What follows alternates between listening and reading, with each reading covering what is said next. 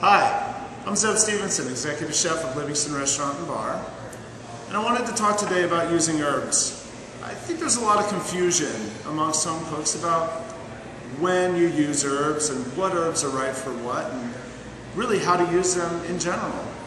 So I hope to be able to clarify a few things. First of all, the biggest thing that we talk about is dry herbs versus fresh herbs. That's the number one question that I get about using herbs. Here's what you need to know.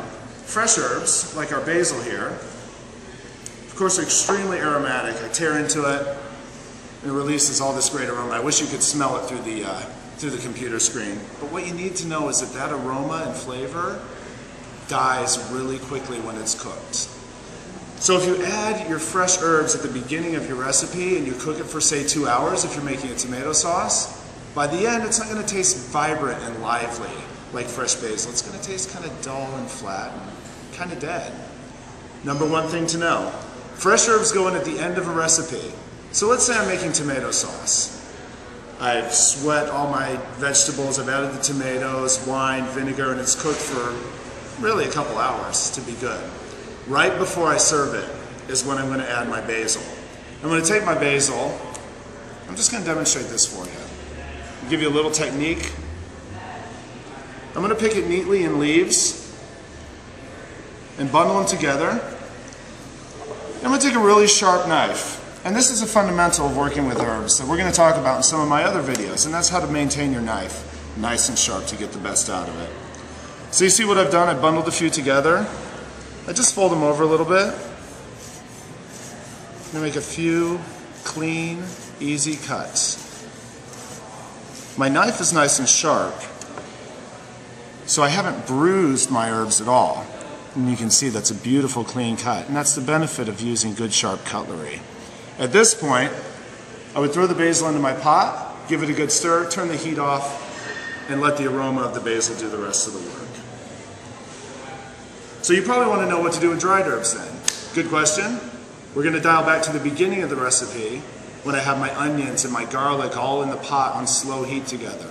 I would add dried oregano, and I would let the heat and the convection steam that aroma and flavor out.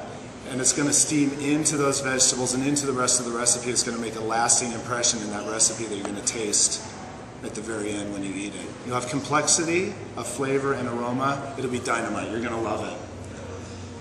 When we work with mint, and I love mint. Mint is one of my favorites, actually. And it's not just for garnishing dessert plates. It's really for a lot more than that. Of course, mint is very commonly used in Middle Eastern cuisine. And also the food of the Southeast Asian regions. You're looking at Vietnam, in particular Thailand. But we're going to approach it the same way as we did with basil. We're going to take a few leaves, we're going to bundle them together, and we're just going to draw our knife through there. And you can see how cleanly that cuts. And I wish you could smell it again because it's releasing just very beautiful and vibrant aroma into the air.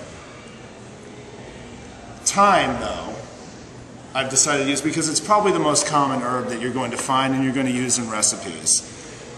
And a lot of recipes will call for thyme and they won't specify again. And this goes back to what I was talking about between dried and fresh herbs. A lot of recipes will just say thyme. Take a look at the recipe. Dig in a little bit and investigate. And use what I've told you about using dried herbs at the beginning of a recipe and using fresh herbs at the end. And let that be your guide for how to use your fresh thyme. Now you see I'm just picking the leaves off of the stem. And just arrange them into a little pile, and we're going to just briefly mince those up a little bit. And again, a few cuts is all it takes to release that aroma. And we'll add it to our recipe, and it'll release great flavor and aroma into the final product. So, I hope that answers a few questions for you. In the next series, I'm going to get a little bit more in depth about each herb and the best applications for them. But building from the fundamentals, I think it's important to note when to use fresh and when to use dry, and a little bit about how to treat them. So we'll look forward to seeing you in the next video.